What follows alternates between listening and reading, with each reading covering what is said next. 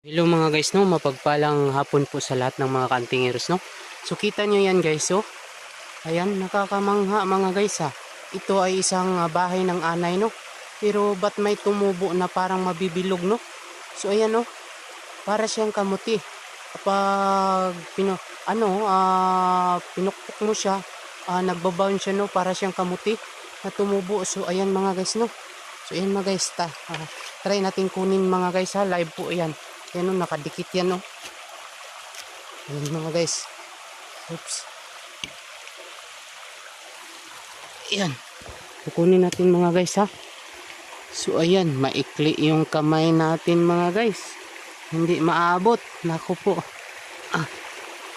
Susuntuin na lang natin guys. Pulutin na pag nalaglag. So ayan mga guys ha. Aktualan yan. Ayan. Oops. Oops. Oh, ayun. Nalaglag. Oh, oops. Takbuhin natin. Baka matangay ng ilog, no? So, ayan mga guys.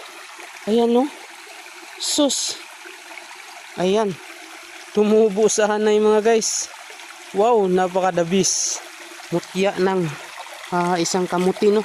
Nasa anay. Tumubo. For the first time po ako nakakita nito, no? So, ayan, no? Yung puno niya. So, ayan mga guys.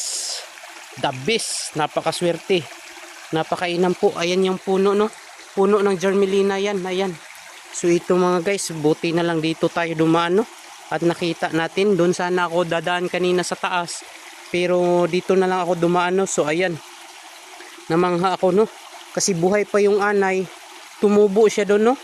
So bibihira lang to. So ayan, sa wakas may pang malakasang mutya na tayo mga guys, no.